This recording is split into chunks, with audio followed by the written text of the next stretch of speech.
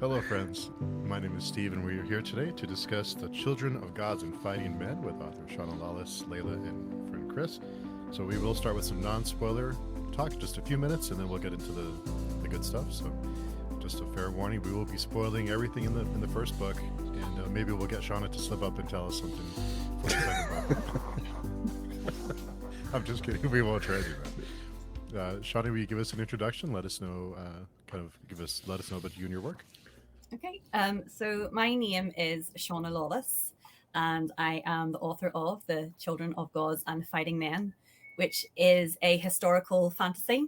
It's set in 10th century Ireland.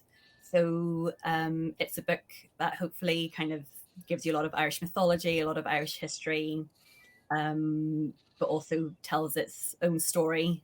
And yeah, that's really the story, and it's thankfully has found an audience and people seem to be enjoying it, which is beyond my expectations. I'm having really such a good time. Nice. So, a couple of comments here. Tori's here. Hey, friends. Shauna's amazing. Hi, Tori. Anonymous agrees. From Parmeet here. So excited. Been looking forward to this for a long time. Nice. Glad you can join us. And our friend Shadi is here as well. Shadi. So I guess we can start with some we'll just do a quick non-spoiler for people who haven't read the book. What's the pitch for it? Oh, I'm so bad at pitching my own story. Well, I suppose it is, if you like historical fiction, maybe series like The Last Kingdom, but you like magic, sort of maybe like King Arthur stories, or like even things like Game of Thrones, which use a lot of historical fiction as like a backdrop, maybe to the world building. It's that sort of story, but it's grounded in Irish history and Irish mythology, which hasn't really been done before. So that's sort of the new aspect to the story. So as I said, I'm awful at pitching my own story. So, yeah, sorry. But yeah, just I think probably the influences that I would always talk about would be Game of Thrones. It would be The Last Kingdom, and a sort of a merger of those two types of stories. You mentioned something in the afterword, and I was wanting to get this under non-spoiler. But you have two common questions that you get when you were asked about the book. Did you want to go over those two questions and why you chose to go the direction you went? Yeah, so I always get asked, first of all, it's like, well, why didn't you just do a straightforward historical fiction? Because of a lot of historical characters in the story. And Gormla, one of the main protagonists, was a queen of Ireland. And so a lot of people kind of have said, oh, she's an interesting character. You could have just done a more straightforward historical fiction piece. And then the other question is the flip side of that. And it would be, well, why didn't you just write a fantasy story and have the same story? But, it could have been inspired by Ireland, but not actually set in Ireland. I suppose you're sort of tying yourself to a storyline by having it be historical fiction based. And I just always find when I started to write it, I think because Irish mythology is so ingrained in Ireland and history and culture, I find it really hard to write a straightforward historical fiction novel and not have any magic in it. It just didn't work. It made the story feel like it could have just been set anywhere else.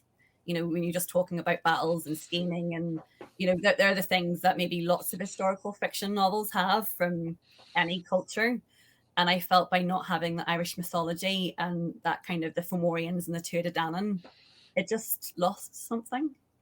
But then equally, because I had done so much research and I do a lot of reading about Irish history, I knew that storyline so well, and then it felt wrong to then just base it on that and not really talk about Ireland. So I tried both ways and it just never worked. And the historical fantasy is what came out. And once the story had started, I just felt it was the right thing to do. And I suppose that the questions I'm being asked are maybe people who are thinking about the story from a marketing point of view. So it's much easier to market a fantasy story or a historical fiction story, those fan bases are there already. Whenever you're trying to do something slightly different, no matter how good the story is, people are always a bit hesitant to back a story like that because they're not sure if if the fan base will be there. The positive side is that you might get both people coming to read it, but then equally sometimes both fantasy or historical fiction fans might not like it at all, in which case no one's going to come to read it. But I just felt myself, well, at this stage I was writing for fun. I wasn't really writing to be published. And so I suppose there was freedom within that. I'll just do what I want. I'll write the story that I want to tell. And just thankfully, it got picked up. I have a follow-up question to that. If I understood correctly, you said you had done reading of Irish history.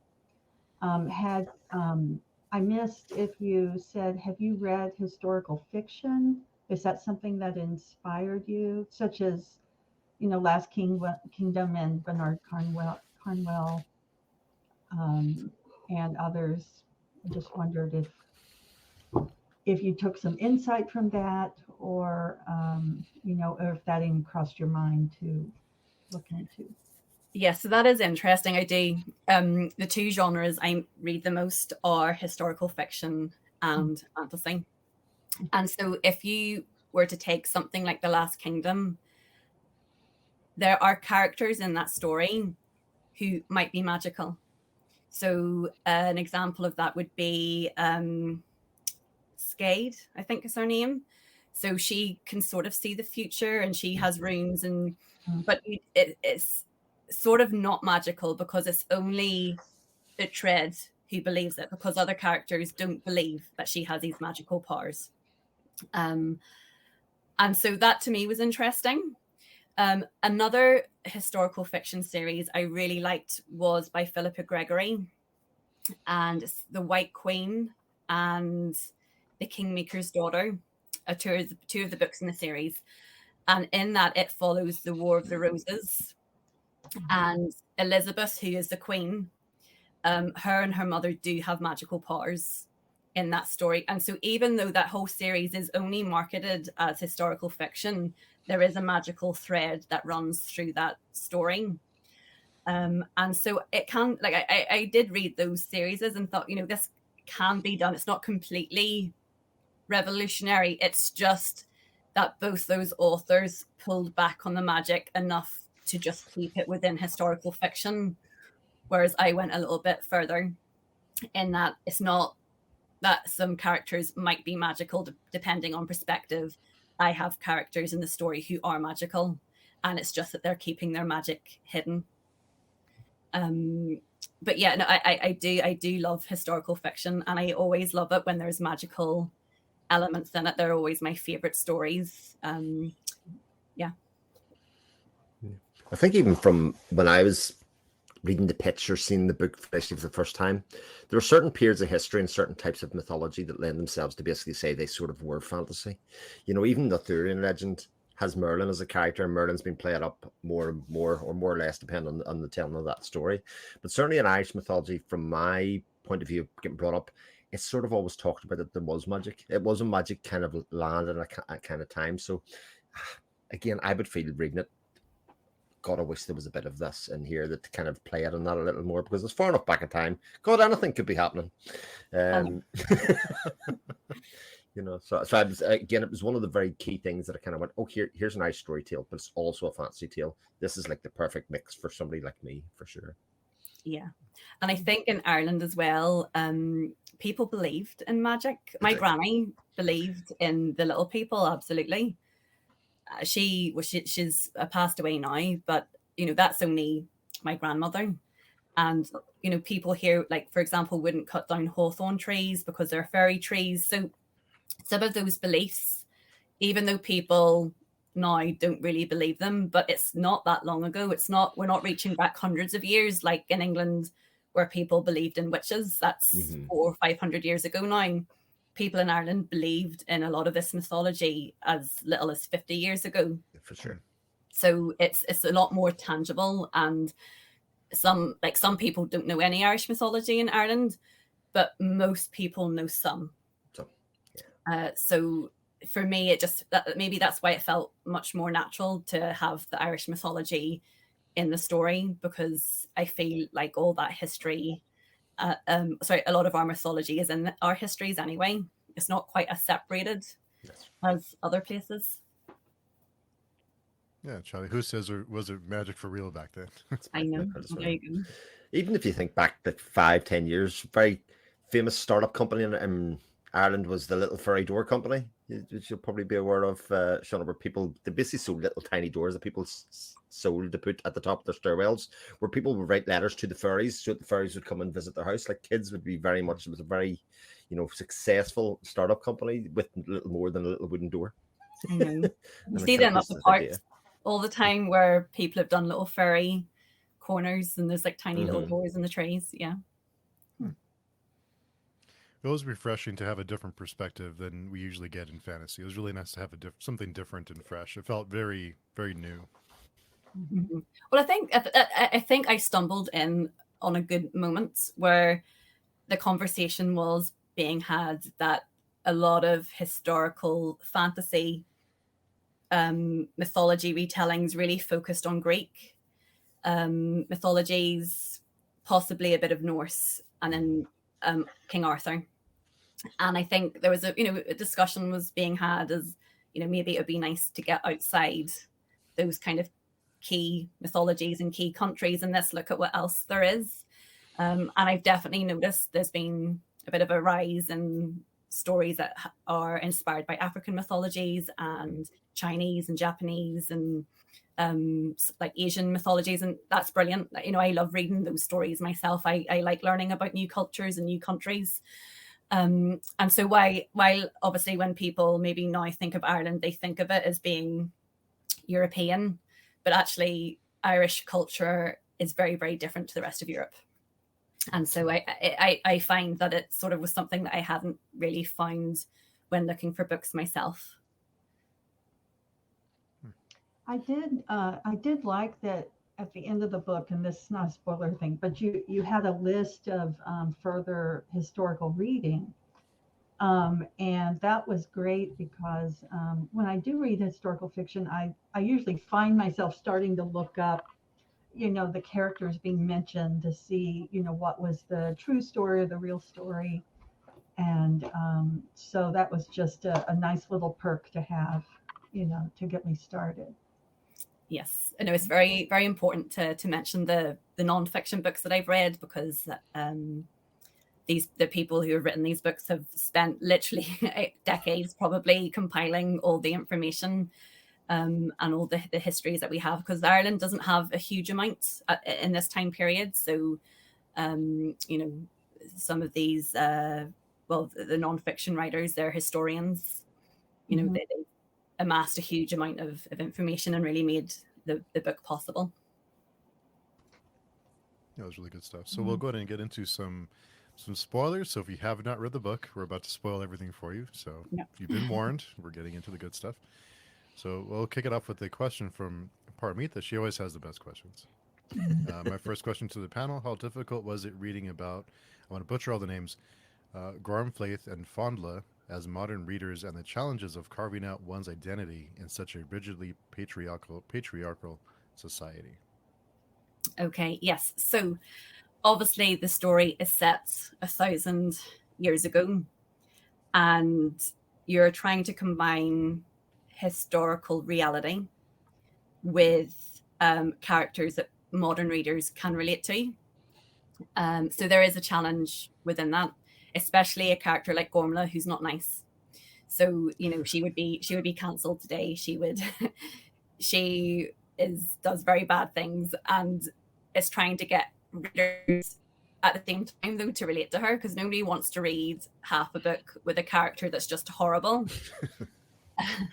And I don't think most people are just horrible. I think people survive and sometimes have to be ruthless or conniving to get ahead, and that's what she does.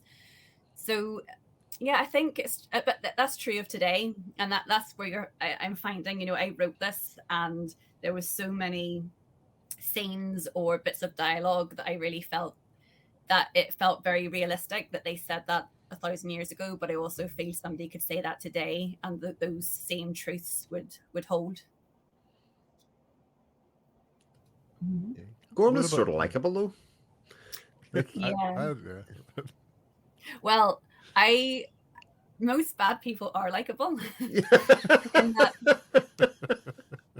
to get anywhere in life, you have to be a bit charming or clever, or you have to have redeeming qualities. If somebody is the bad guy and it's like stamped all over their head, they don't get too far. So Gormley, and she isn't terrible, she isn't awful, but she does do awful things. Yeah. Some things I really appreciate about her story is that, in the beginning, her mother tells her, I had to sacrifice so much, to get you to where you are, even though she hated where she was with King Amleth. And then,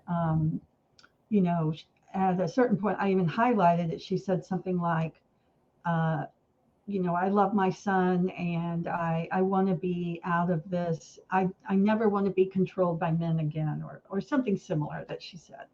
So then she's going through all this, and then she gets to Angwin. I think I'm pronouncing her name right.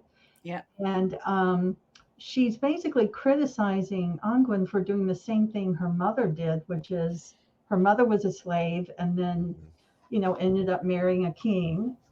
And so she's and so maybe you can say, well, maybe she recognizes her mother in Angwin, her mother's traits, and so but then, in the end, she turns around and now she's ended up, the son she loves has actually put her back in a similar position to, where she started out at the beginning of the book, which was, well, Amleth had died, but essentially married to a king, not necessarily of her choice. And so I just love that whole series, of I think it shows her vulnerability in a good way. It makes me care a little more about what happens to her, because you can see no matter how devious she is, there's something there of where she truly can't get out of that cycle that she's in. And that's great. And just to answer Paranita's question, I really did not. I don't really see it as ancient history. I don't see patriarchy as ancient history, is what I'm trying to say.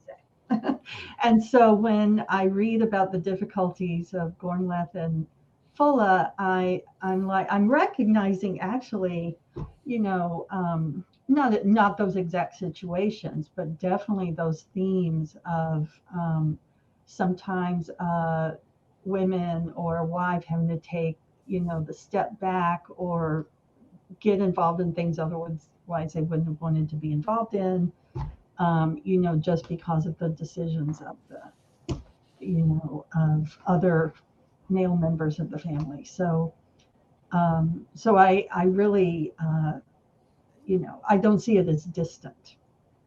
No. Yeah.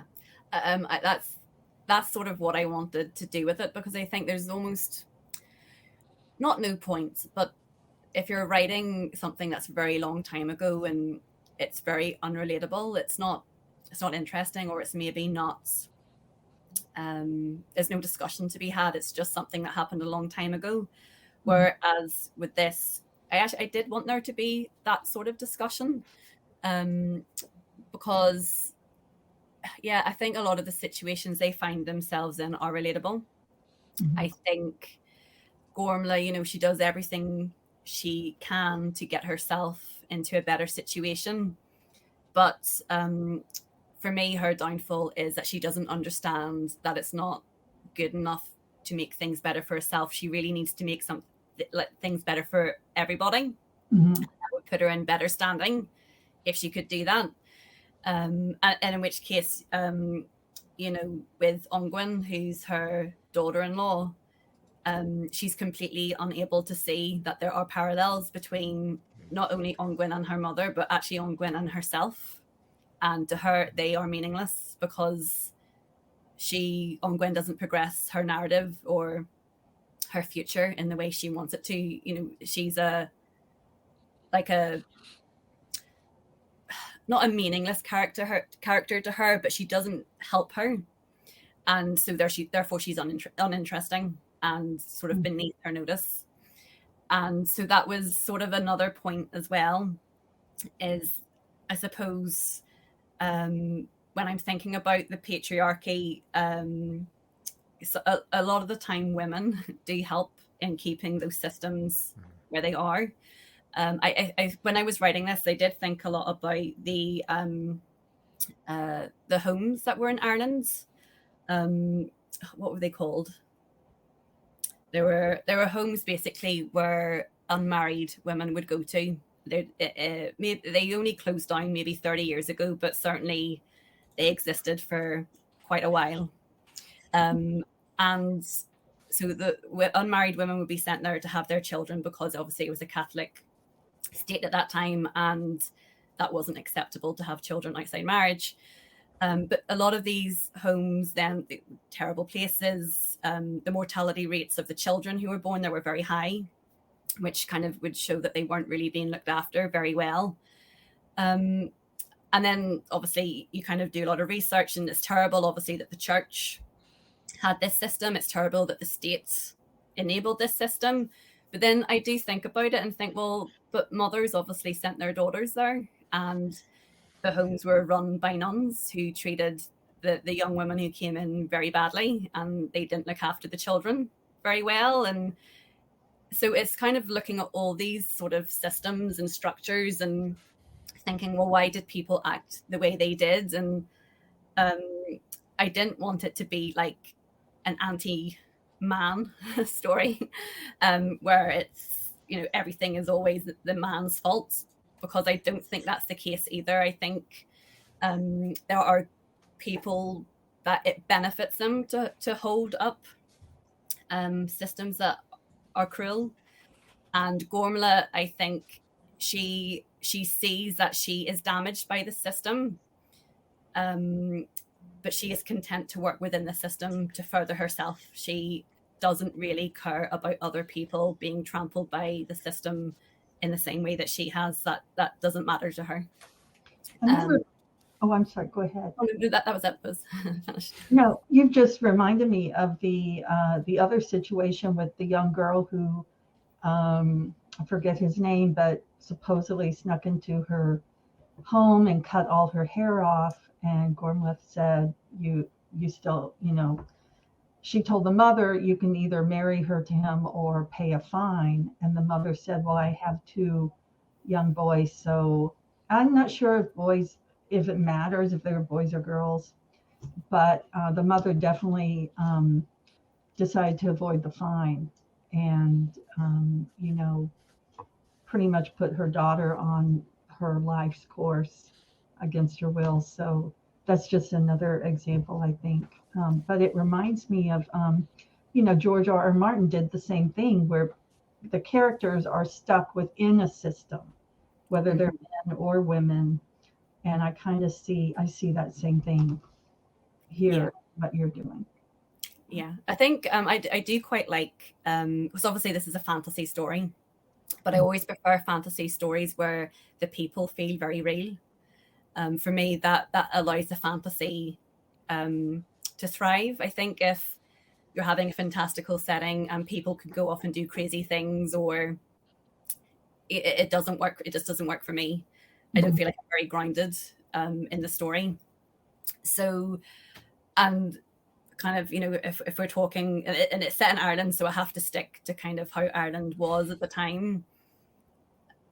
So so the realism is very important, and no one in Ireland at this time is completely reinventing Irish culture or how things are. So it's important to show how it operates in the good aspects and in the bad aspects. And so in this case, but again, I put that story in. I think I told Steve and Chris about this before, that was based on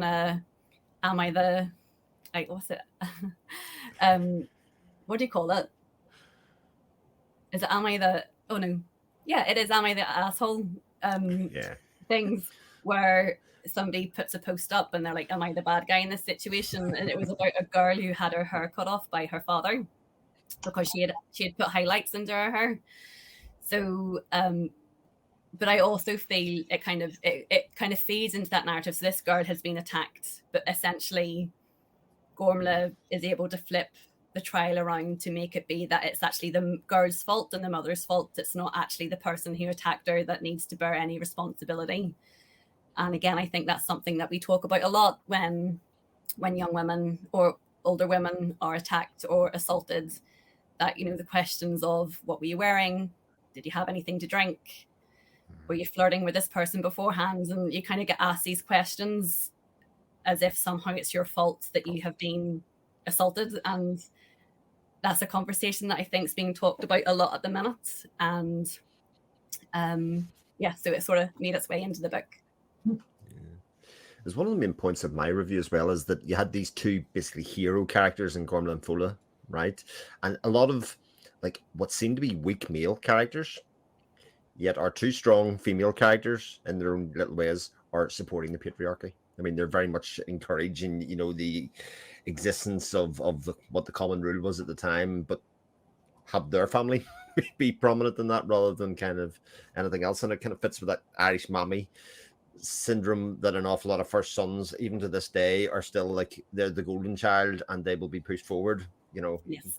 Modern society it still exists to this day. It definitely does. So it's so I wanted you to feel like you're in Ireland in the 10th century, and so I had to have the systems there that I thought would be authentic. And I read like the Brehon laws, and the legal system was in place at the time and how the laws operated. And actually they were very good. Actually, the laws that were in place, they were fair to women and men, and divorce was allowed, and compensation needed to be given to women when they were hurt. So the legal system was quite fair, but obviously, I think in application, possibly not so much. And you can see that actually when you read some of the histories that are in place where kings do bad things and they don't necessarily get punished. So it's all interesting, and I kind of So I've definitely put modern themes and modern situations into 10th century Ireland, and just to try and see how the two women coped, and to kind of make the reader possibly think about, is that something that happens now, and how do I feel about it? I don't like books that are preachy, so I try to write all the scenarios in a way that you, the reader, can make up your own mind as to, like, do you like Gormla or not? Some people love Gormla, some people hate her. And for me, that is like what I wanted. Like, I don't want to tell you how to feel about any character or any situation. I want you to think about it. I was a fan. I don't know. I liked your character. Another question from Parmita. Same question specifically to Miss Lawless. How difficult was it to write about Gormflaith and Fionnuala as a modern woman, knowing the insurmountable challenges they face as women, mothers, and mages? Yeah, so it can be difficult. I think mothers aren't normally the protagonists in stories. I feel like mothers are normally the characters that get killed off in chapter 1 and 2, and then they're avenged by other characters. So I like that aspect. I'm a mother myself. I have 3 kids, and so when I was writing this story, they were all probably under 9 or 8 anyway, and so I quite liked having a story that I felt I could relate to a lot. And I hadn't seen a lot. You don't see maybe mothers just so much. Although maybe Game of Thrones is sort of an exception, where you do have like Catelyn Starks and Cersei Lannisters, and they're very well written as well.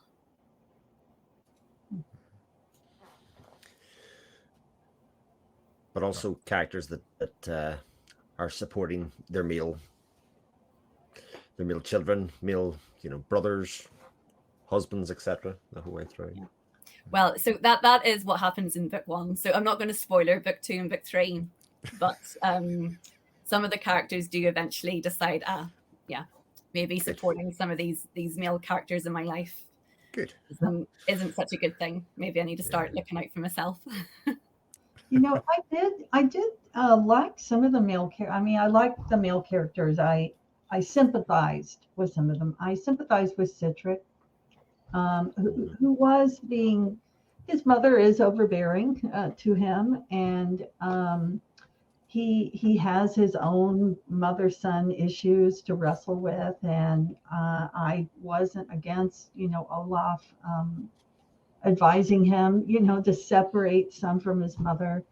Yeah. And Harlan is another one. I really think the character Harlan was very interesting because we saw two sides of his death, and how he's revered in his own world, his own family, but yet he's seen as like this giant, almost monster, on the battlefield, and so I didn't know a lot about him, but it helped me have sympathy for him as a father, and I thought that was wonderful how we could see him through different frameworks.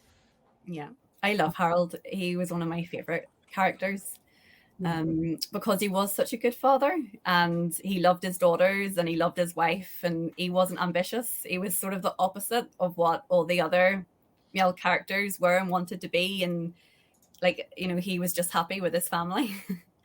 And he was just like the big brother to Citric, and did what Citric wanted him to do. And so he was an important character in that I didn't want it to be anti-man. I wanted to have lots of male characters that you liked. So that would be like Lunon, Harold, Citric, Mirka, where they're good people, but they're also trapped in this system.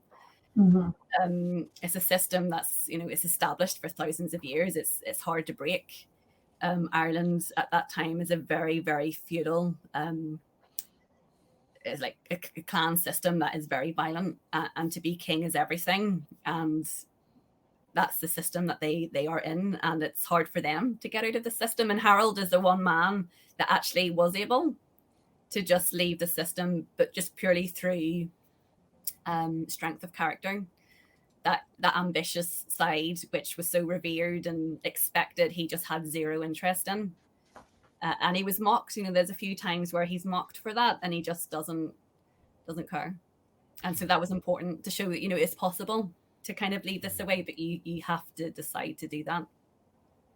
That's interesting you said that. I'm reading, I teach literature, and I'm teaching this book called Celestial Bodies. I don't know if you've ever heard of it, but it's the author is Omani, and someone asked her about patriarchy, and she said, patriarchy impacts men as well as women because it limits men's choices too. Yeah. And calls them to play roles. So I just think it's so interesting you've said the same thing. And yeah. I definitely think so. I think, especially I'm actually writing the third book now, but so the story has evolved and expanded, and the men are trapped within the system in some ways themselves, because if you want to be king, then you have all this responsibility.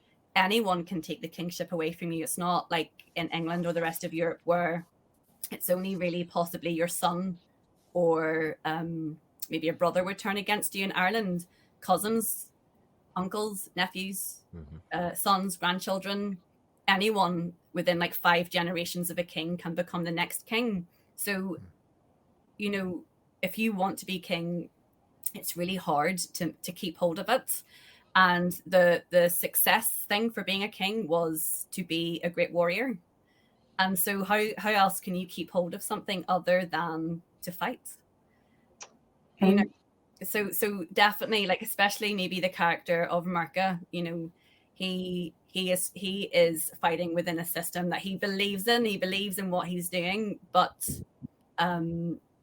he realizes it's not a good thing. There's some things about the system that really aren't great, and that's interesting too. And that's why I suppose I spoke earlier about the mother homes in Ireland. You know, it's when people talk about the patriarchy, it's kind of sometimes when it's being discussed, it's just like, no, the bad men. But really, I think, and it only affects women, but it doesn't affect the whole society, everybody in it, and anyone who thinks outside that structure, you know, can get attacked. Anyone, male or female. So I think that's realistic to life.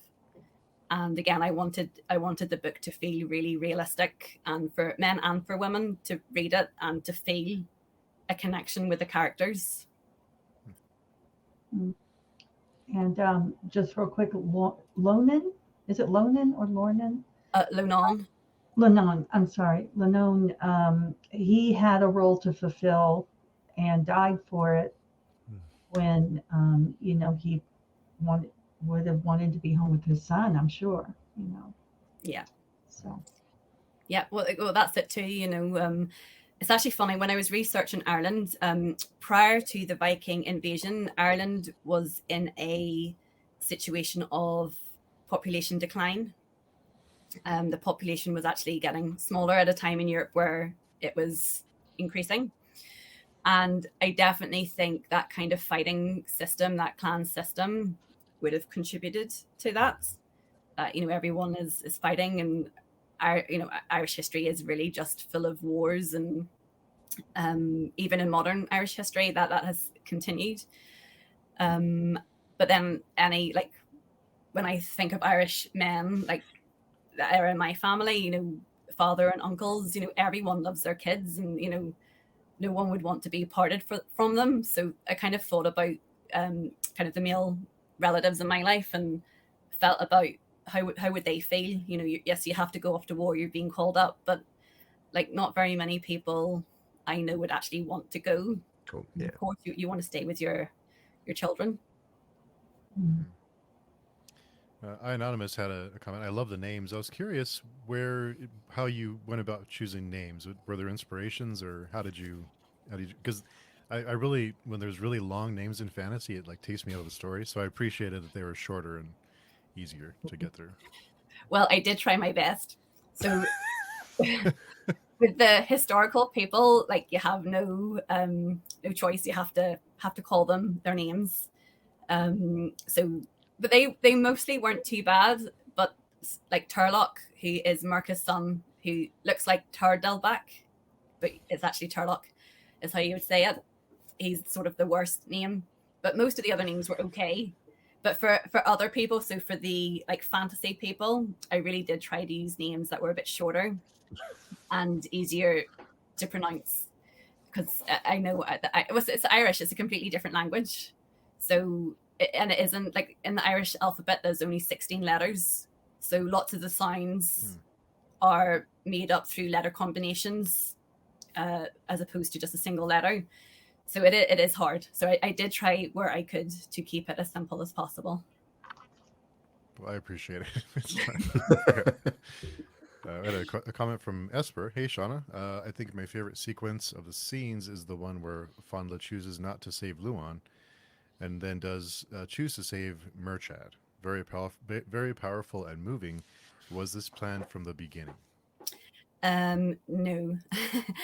I don't plan my books, I just write. So, so for example, the character of Lunan was just initially existed as being the husband to Sive, who is giving birth, and Fola healed Sive from passing away. So, and the same, like Harold didn't exist either. Harold was just like a brother that was mentioned at the start. But as I start to write and you have the characters there, it just all developed. I'm a pantser in terms of writing style. I don't plot too much, but as soon as I start to create characters, then I find them hard to let go. And then Harold exists. Well, that's Citrix's brother. Like, he can't just sit in the feasting hall every night silent. He has to say something. And then the same with Fola. So she's trying to be accepted. She's a spy trying to do what she's told, but also realizing that she actually starts to like some of these people that she thought she would never like. And so Lonan and Lucretia were the two characters that I really wanted to bring out to show that these people are nice. I've been told my whole life that these mortal men and women are horrible and bloodthirsty, and I should be very afraid of them. But actually, Lonan is this very lovely man, and better to her actually than some of her own people. And so that was very important to me. That, you know, at the start she is very wary of men, and I needed characters to break that down.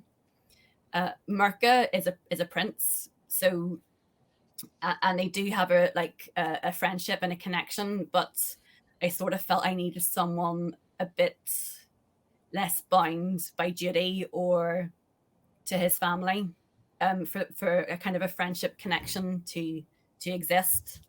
And of course, it's very hard. Like Fola, whenever Lonan dies, Senna is watching her, and she knows that she's not allowed to use her gift, and she'll be reported to Thomas, and she's afraid of that. But she hates herself that she's done that because she knows it's wrong, and she's following the system that she's been brought up to follow, and doesn't act quickly enough. Like, she can't think of what to do. Whereas when Mirka is unwell, she's already had this horrible situation happen to her, and then so now she has to actually think about it. You know, why am I doing what I've been told? And I've obviously got this threat hanging over me that I'll be removed from my nephew if I break any rules, but also she's beginning to think for herself and think how, you know, Mirka's death would be very bad for everyone in Ireland and will impact a lot of people, and you know, she needs to act as she actually thinks and what she believes in.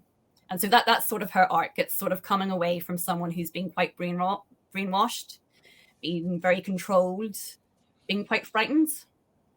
You know, she's not a brave person. Other characters in her life have acted for her because she hasn't been able to. And so this is her kind of at the end finding a bit of courage within herself to not just to know the right thing, but to actually act on that, which is two different things. You know, lots of us know what the right thing is, but it can be very scary sometimes to act and to put your head above the firing line and to actually say or do something. So that was important for her. I love the exploration of that inner turmoil of Fola. As you say, she's the one that's being manipulated. Gormla, in her way, is being the manipulator, so they're kind of on opposite ends of the spectrum at the start of it. But I think as we kind of, even by the end of the first book, we sort of come to a point where they're kind of realizing that their own destiny is in their own hands in some ways, and actually having some sort of control over that. And then for Mirka to then be the comfort for the reader for Fola, if in some ways, you know, he's the person that kind of reaches out the olive branch and keeps her involved and recognizes her for the good person that she is. And we as the reader in turn are kind of like, right, okay, Fola's not on her own here. You know, she's got people around her that look out for her. Esme had a question. How did it feel when people started comparing Gormflaith to Cersei? I personally think Gormflaith is superior, though we'll stop at nothing, Mom. Yeah, well, that's a huge compliment because I love Game of Thrones. It's you know, it's one of my favorite fantasy series of all time. But yes, but the thing about Cersei is, and this is more a TV show Cersei, is that people quite often say, oh, well, you know, you're this and that, but you're a good mother. That's your one redeeming quality. And I don't think Cersei on the TV show anyway, I don't think she is a good mother. I think she's a terrible mother. Because she's not able to control Joffrey, doesn't really attempt it as far as I can see. She's obviously very sad her daughter gets shipped off, but I didn't see her do anything with her beforehand either. And then with, what's the younger son called? Tommen. Yeah, like terrible. Oh my God. Yeah, Like, the proofs and all other outcomes. I mean, yeah. So with Gormla, I did want to try and make it a bit more like she actively does try to like do stuff for Citric. Yeah, but and will stop at nothing, and but also does all in the same way as Cersei makes terrible decisions on his behalf. So she's terrible to Ongwen, who's his wife, and doesn't tell him really the real reasons why she's scheming and plotting. She gives him plausible ideas as to what she's doing, but it's never really the truth. So yeah, but anyway, I love Cersei. She's a fantastic character, but a terrible mother. Nathan Towns had a question or a comment on question. Each POV character has such a strong, identifiable, and identifiably different from the other POV's voice. How difficult was it to achieve this? What techniques did you use to achieve this? Great question. Oh, I just think the two characters, like I suppose whenever I'm writing a story, characters are always first. They're before plot and they're before the story. The characters have to be believable and exist like on their own. And so I suppose it was easier because Gormla and Fola are just completely opposite people. Fola is very much trying to put her nephew first. She's sort of a bit downtrodden. She's full of grief because her daughter died. And she kind of wants to make everywhere better. So she's very naive in a way, but also hopeful in another way, and loves her nephew. Gormla's just all ambition and scheming, and she's very clever. And they just instantly, like from the first chapters of them that I wrote, they just were very different. And I think when you're doing first person POV, that's really, really important. You can get away with characters being similar in third person because you can describe their thoughts like as the author. You can describe them differently. There's a lot of techniques to make characters feel different, even if they're not very different. But in first person, you absolutely cannot do that because you're in their head. And so their inner thoughts have to feel very, very different. So that's why you don't often see like multi-POV books in first person. The Poisonwood Bible is a book that I think that does that really well, that I had read maybe 10 years ago. So I knew it could be done, but I knew in the Poisonwood Bible, which is 4 sisters and a mother who are the POV characters, they were all so different. And so I knew very from the get-go that was something I had to nail. Otherwise the story wouldn't work, no matter how good the plot was, no matter how good the story was. If the characters in first person POV don't feel different and don't feel believable, then you can't do it.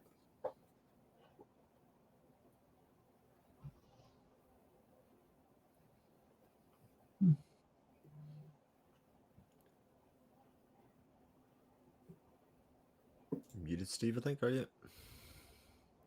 Sorry. Yeah. Nathan had a comment. Sorry. I didn't realize I was muted. Also, I'm with Esper and never really saw her as a villain, but when she was, even when she was committing atrocities. I think because you sympathize with her, because she's not doing atrocities just on a whim. She's not there thinking, how can I be horrible today and ruin someone's life? She's reacting to the situations she's put into. And also, like, I think, if we were put into those situations, would you always be really selfless and put everyone else first? Or would you try to put yourself and your own family on top? And I think a lot of people would act more like Gormla than they would Fola. So again, I think you can see that. Yeah, I think we look at her decisions through a modern lens, but like the people she was committing the atrocities to were also committing atrocities. So it was all fair and love and war in a lot of ways. I mean, it was very much a race to power. Exactly. It may as well be her family, as you pointed out. Yeah. Parmeet had a question. What was the moment of betrayal like for everyone when Gormflaith was essentially given away like property? Can't wait for her to give it back to everyone. Yeah, don't worry, Gorman is going to have some good times coming I up. think she'd be fine. Yeah.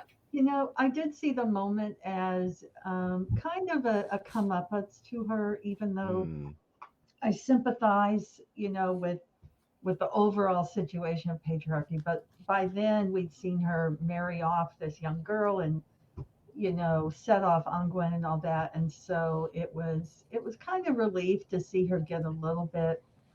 I'm saying a little bit of pushback, even though it's like committed her to marry this guy, but so I was ready for that to happen, even though I'm kind of sympathetic to her too. Yeah. Well, that's it. I think if King Brian had or Merca had arrived and there was said, "Oh yes, we need to," King Brian has to marry someone, she would have married anyone to him, like her nieces, or like she marries Gaitha off to Olaf, who she knows is completely unsuited to her. So she does it herself. It's on whenever she does it, she feels the reason is warranted, but whenever it happens to her, it's this, she feels very upset by it. But yeah, she would do it to somebody else. Mhm. Yeah, the unmarried mother houses were sad. Shelley's comment. Magdalene Laundries. The Magdalene Laundries. Yeah. So sort of infamous in Ireland, and they existed in England as well. But it is. It's sort of a part of Irish history that is very recent, but also feels very far away because Ireland has changed an awful lot in the last 20, 30 years. But yeah, I sort of can't imagine kind of sending my daughters away to go to those awful places, but people did because they felt that they had to. Plus, they were sort of sending them to be protected by the church in some weird and wonderful way, which is also, that other chapter and story in Ireland's history. I read and would recommend actually Small Things Like These by Claire Keegan. A very, very short book if anybody can read it, which touches on the Magdalene Laundries as well. Yeah. So it's really There's been a few movies about it as well. It's been in the news recently because they found they've started to uncover some of the things that happened at the mother baby homes, which horrific. I'll not go into, but they're obviously awful and very sad. And but I think those things have happened in every country. I'm talking about Ireland because I'm from Ireland and I know Ireland. But yeah, it is. It's very sad, and I think women are controlled a lot and have been throughout history, and so I think sometimes it's important to have those conversations or themes in the books. I think if I'd done a historical fantasy novel where like nothing bad happened to the women, or they were like pedestal women where they were always right and everyone around them was always wrong, I don't think that would have felt very truthful. I think, you need to have themes in, but you need to let people think about them themselves. Pardon me, so many times I went grr, which is really great writing. Well, thank you. That's the hardest part. I edit and reread my work a lot. My first edits, I call they're my vomit edits because it's just the story and the dialogue, and I would be mortified if anyone ever read a first draft of my books. They're awful. To kind of get the writing to be nice and to flow takes a lot of work for me anyway. You trading at market as the book. Yeah, pure book. Yep. Carlos, go on, Shauna. Give us all the stabby shenanigans. Cool to see people enjoying and discussing a good Irish book. Harold is the best, no nonsense fella, just chilling with his family. Yeah, that's true. Yeah, I love Harold. And it's important I included, as I said, a guy like that because I think that's the way. If most men in Ireland at that time had their choice, that's what they would have been doing. They would have just been chilling with their families and he had his lovely wife who wasn't much to look at, but was very happy and full of fun and laughter, and he loved her. Hmm. And he was like a good guy. Parmitha, what do people think of the amazing titles, The Children of Gods and Fighting Men? Totally see it after reading the book. What will this Words of Kings and Prophets entail? Is that the name of the second book? Yes. Okay. Yeah. So do you know what? Like a lot of people, I tell them the title and they go, what? And because it's too long. And I'm like, well, it's only, how many words is it? 7 words. But yeah, lots of people say it's too long. So, but a lot of people don't know that there is a book by Lady Gregory who wrote down a lot of the Irish mythologies over 100 years ago now, and her book was called Of Gods and Fighting Men. So my title is really a play on that story because it contains an awful lot of Irish mythology. Yeah, so I like my title anyway. And the Words of Kings and Prophets. Yeah, so what will that entail? I'm editing it at the moment, and I don't really want to give too much away, but I'm enjoying it. Because I handed it in June, and so this is me getting it back now to start the edits, and I'm enjoying rereading it because it's been actually quite a long bit of time since I wrote it. So hopefully people will like it. I'm nervous that they won't, but oh well. Yeah, to the Gentle Giant, Jason. The titles are great. I love the book, the look of the covers too. The cover's really great. Yeah. The artist is Michaela Alcano. I think that's how you say her name. You should look up her website. She designs loads of covers that you will recognize. She's really, really good, really talented. Because I know whenever the covers came in, my agent did text me and was like, lots of people don't like their covers. So, just sort of be prepared that you might not like it. It's okay. We can discuss it and push back if we need to. But the covers came in and I just love them. They're just amazing. Just sort of what I would have wanted. The Gentle Giant, Jason. Gorm seems to care more about what her son can do for her than what she can do for her son.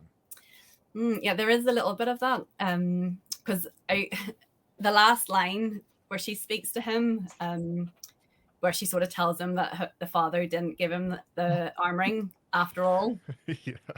Yeah, so I did want that to be there a little bit, where she does do a lot for her son, but only insofar as it improves her life. So I suppose she feels that if Citric is king, she can just do what she wants. No one's going to marry her off.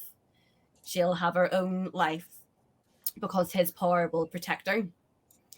But of course, it doesn't quite work that way because Citric himself has to keep hold of his throne, and that's not so easy. And Gormla is someone that can be married off for alliances, which is what happened all the time in Ireland back then. So I think Gormla thinks improving Citric's lot in life will help her because she assumes that he will do whatever she says, but of course he doesn't. I have a question about the mythology, specifically the Fomorians and then the descendants. And I did look up Fomorians and read a little bit of background, but what differentiates them? I might have missed that in the book, but what is their, what is their argument with each other? What is, yeah. Okay, so both races land in Ireland. So they're not from Ireland, but they arrive in Ireland. And the Fomorians, sometimes they're described as giants, but not always. But they are always described as being greedy. So they take from the humans that live there. And one of their number becomes a king. He's called Brez. And he would be described as like not keeping a good feasting hall, so not being generous. not being a good king. That's like a huge thing. If you're a king, you have to feed everyone. That's like one of the key responsibilities. So he doesn't do things like that, and he's described as greedy. And the Tuatha Danann, when they come over, at first they fight the mortals, but then they become very good friends. And so initially the Fomorians and the Tuatha Danann are not enemies, but they eventually become enemies because of how the Fomorians are treating the mortal people, the Irish people, and they treat them badly. And then the Fomorians fight for the humans, I suppose.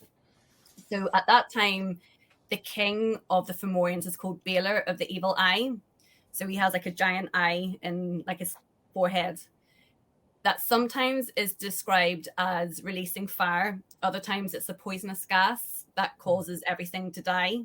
I went with fire because I thought it was a bit more better visuals maybe than like a poisonous gas. And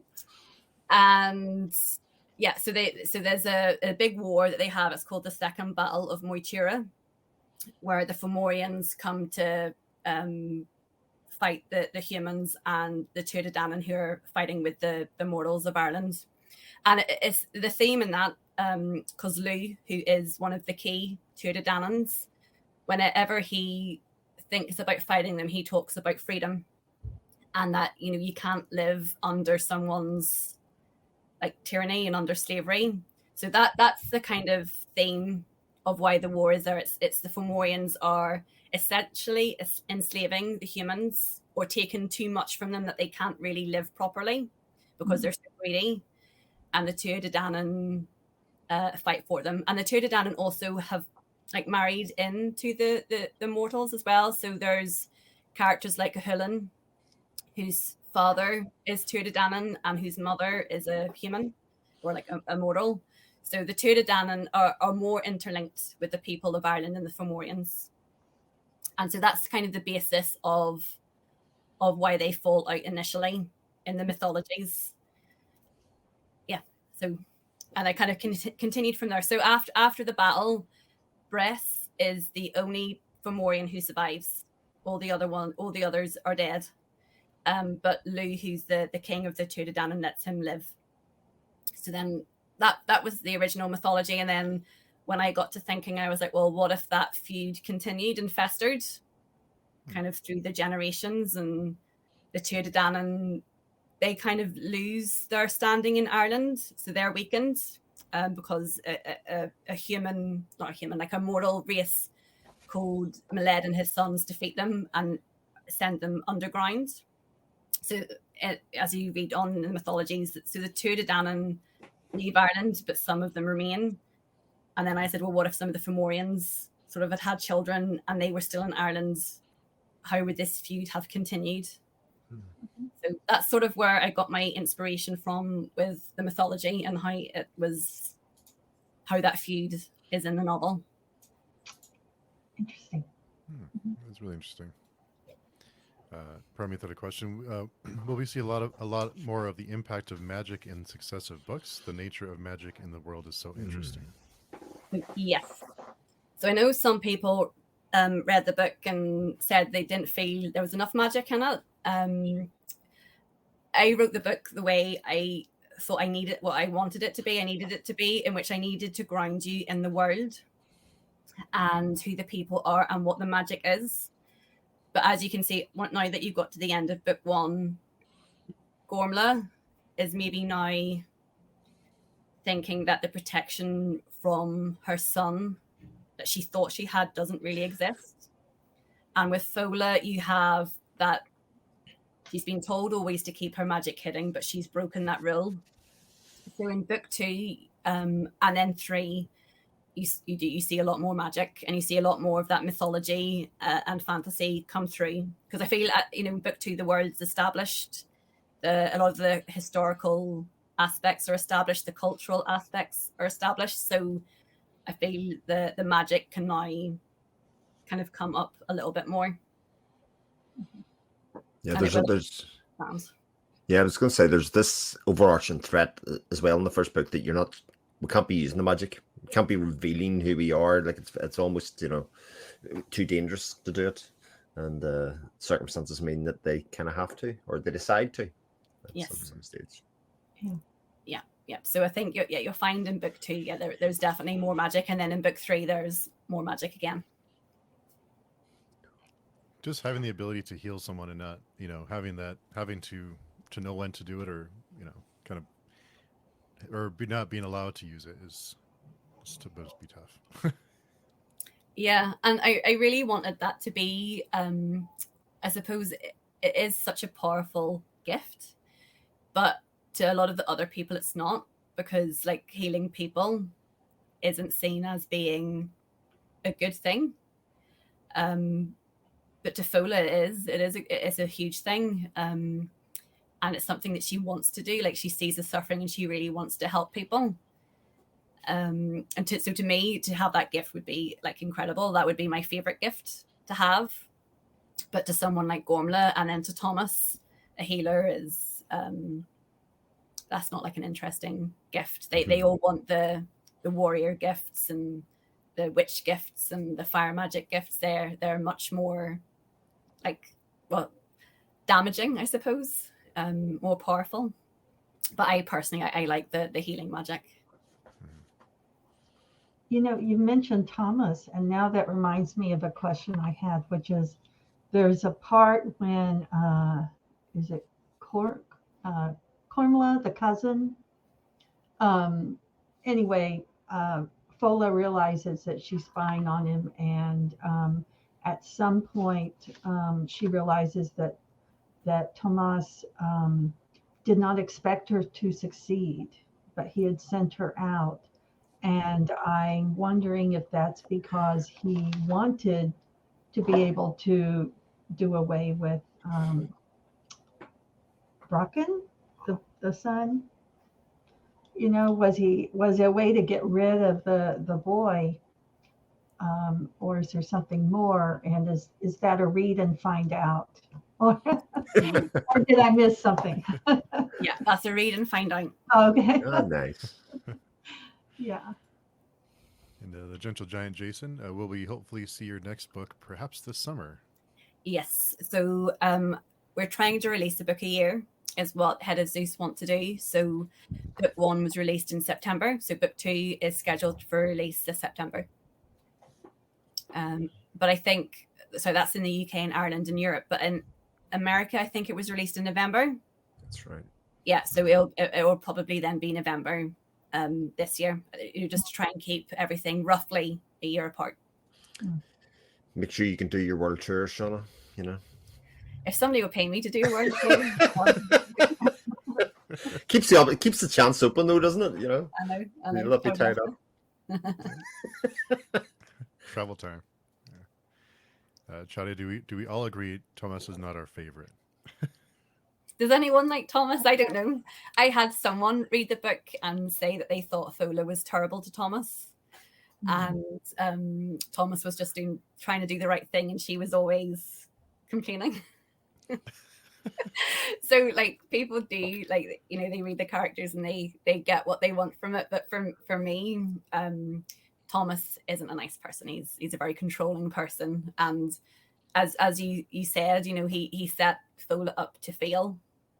And part of the reason was that he wanted her to come home having failed and to be more dependent on him, and so so he's not a good person. My only sympathies happen to be that I have a nephew called Tomas who's bullied by 2 very overbearing female sisters. One who's called Sive as well. So I kind of have like interjected my own little story to interpret the characters. You can write the backstory of Thomas then. Prequel novella. Yeah. Oh dear. Parmeet is in India. We usually have the same as UK releases, Colonial Hangover and all. Yes, I think so. Yeah.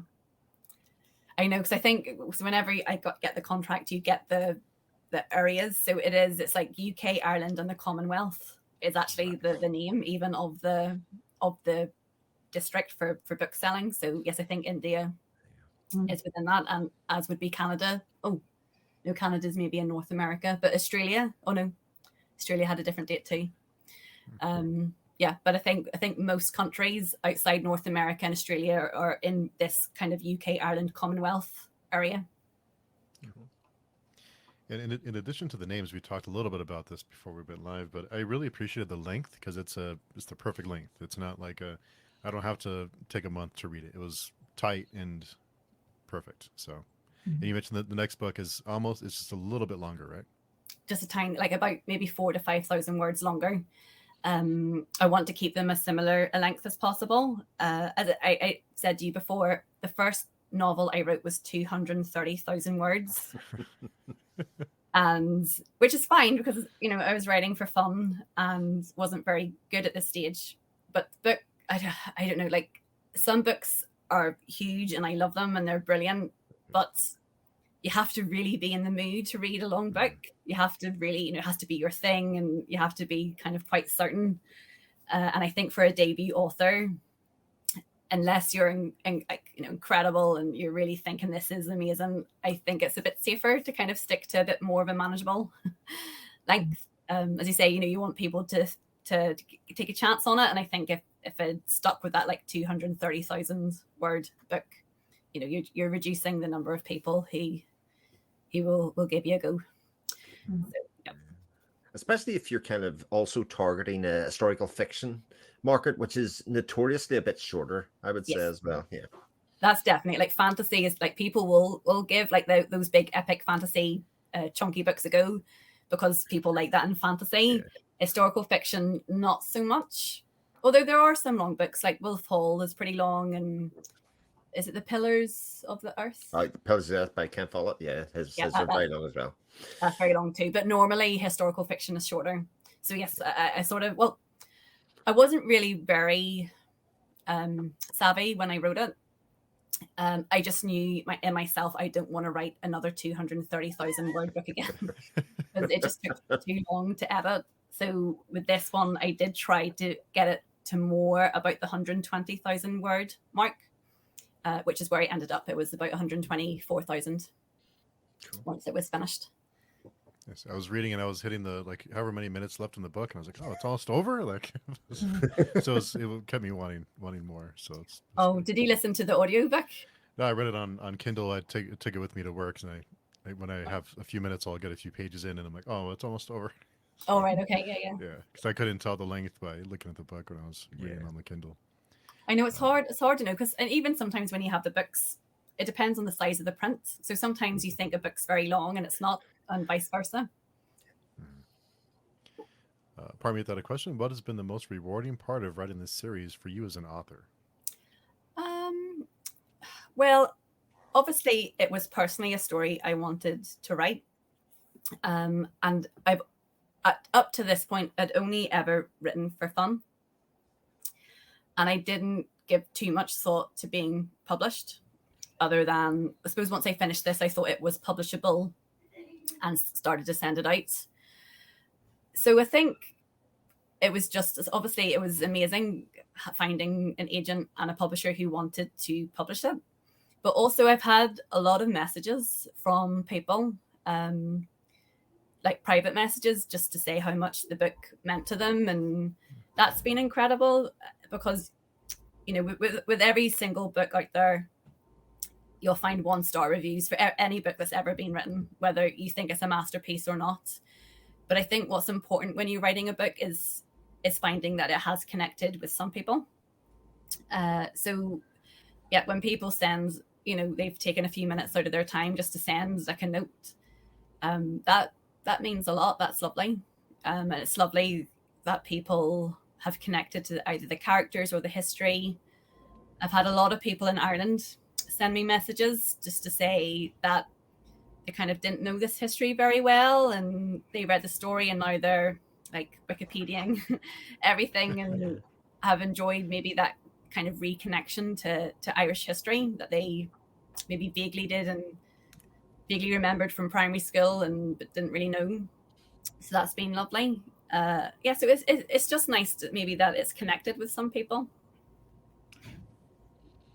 Yeah, that was me.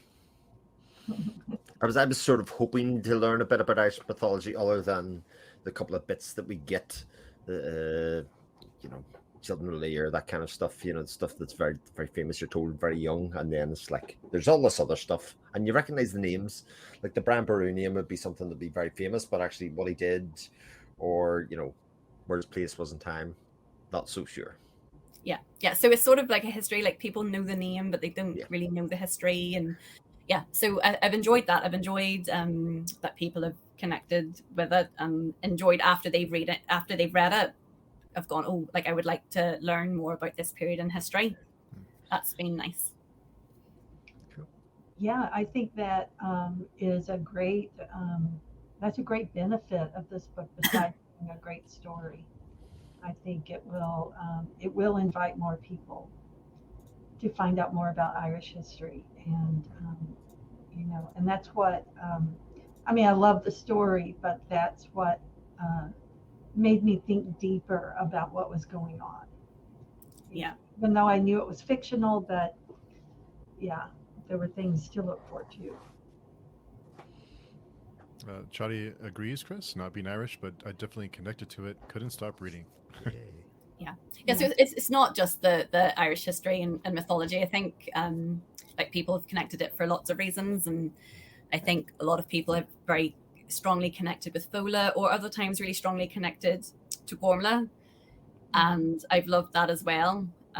You know, that you've created two characters that people strongly identify with or have seen some of their struggles, and that's been something that they have experienced in their own lives. And so yeah, so I think it's just you want to connect. You can't connect with everybody. Like not every story is for everybody, but it's nice to know that some people have got something out of it. Pardon me, this beautiful. Thank you so much. The story really resonated with me as a reader, even though I'm from a totally different culture. Some emotions and themes are universal. Yeah, absolutely. Definitely. Layla, Chris, do you have any more questions or on your list? Nothing from me other than to say how nice it was to read a book about strong female characters as a man. You know, because it isn't even something that I necessarily get to. It's nearly always a single woman against the world. If I'm going to read, especially from a fantasy point of view, that's kind of the only kind of female characters that we really get to read. And no, that was really enjoyable to kind of get this two-handed nature and exploration of that as well. Yeah, I think as I said, like I've had a lot of men actually really message me to say how much they've enjoyed it. Yeah. And that's been lovely too, because there are like lots of things in there. You know, we're talking about kind of women not being believed, or women feeling that they're not able to have choices in life, and things like that, which are also true in modern life. So I think it's been nice that kind of men have enjoyed to see that, and it's maybe because I tried not to do anything in a preachy way. I'm trying to just write a story and people can digest it how they want to, and I always think that's the best way to talk about themes. I think if people feel they're being preached to, it's just an instant turn off, or you end up only talking to people who already think like you anyway, which is nice, but it's not a conversation then. And I wanted the book to be a conversation. So no, I'm really glad that people are connecting with the two female protagonists, and they're believable. For sure. Yeah, and you know, I mean, there's so many good things in this book, and I really enjoyed it. I think one thing I haven't mentioned yet is just, you know, the magic system itself. They are still within that system. They are not all powerful. You know, there's always kind of this feeling in the back of your mind that if someone's magical, then they can do anything. You know, but they have to choose wisely what they do use. They have to hide it, and you know, for Gormla, it can cause more problems than being solved. So I kind of like how the magic is represented. Yes. Yeah, really great stuff. Well, Shauna, thank you so much we know you're all you're busy, you have books to write and books to edit and books to read. So thank you so much for taking some time out of your day and chatting with us and letting us gush over your book and answer a bunch of questions. Thanks everyone in the chat for coming by and interacting with us. But before we go, Shauna, if someone wants to get in touch with you, where's the best place to find you? Well, I'm fairly active on Twitter and Instagram. So most people kind of chat to me there. So I'm always happy to talk about my books and happy to answer any questions. So Twitter or Instagram. And then also I have a newsletter, the link you can find on my website. And I do a monthly newsletter. So if there's any giveaways or like news about new books coming out, that's sort of the place where you'll find it as well. Awesome. Yeah, newsletters are really important, so be sure and sign up for them for authors you enjoy, for sure. Layla, if someone wants to connect with you, where's the best place to find you? You can find me on Twitter at @lgoshi or Baladi Magazine, which is a magazine I've just launched. Lots of stuff coming up for you on lots of great stuff you have planned. Yeah. Looking forward to it. And Chris, where can people find you? I'll actually push Shauna's TikTok, and the fact that there's a pre-order up for the second book already. I think there's a special. Didn't you retweet that there was a reduced price for the second book available on hardcover as well the other day? I think it's Black Dragon Books. Black, yeah. Yes, so they are doing a pre-order discount on the Words of Kings and Prophets, which is a really good discount. So yes, and I've ordered books from them myself before. So they're a very good company. I think they usually give money away to like the book trust and very good. So they're a nice online company that are doing a good discount at the minute. So But you can find me at my YouTube channel. I'm at name on Twitter at 7 o'clock shadow or on the Page Tune forums with Steve and everybody else there. You can find me on Vero or on the Patreon forum is the best place to find me. So thanks again, everyone, for coming by and chatting with us. Thank you again, Shauna. We really appreciate you taking the time to chat with us and answer a bunch of questions for us. So. Oh, no, ask me anytime. I love coming onto your channel. It's the best. Always. Yeah, you can't tell me you enjoy it too much because then I'll be bugging you every week. So. Well, I think I've done a couple of the Friday night ones, and it's really funny because once I start talking, it's hard to stop. So sometimes it's ending and it's gone midnight, and I'm still like, we still keep talking. No, that's what's great about it is we want you to talk because no one's here for us. We're here to hear about you. So we want to hear about you. So that's great that it's a good thing, not a bad thing. But always appreciate you taking the time. Oh, well, thank you. Thanks again, everybody. Thanks, Layla and Chris, again for coming by and enjoying the conversation. We'll talk to everyone soon. Take care. Bye-bye.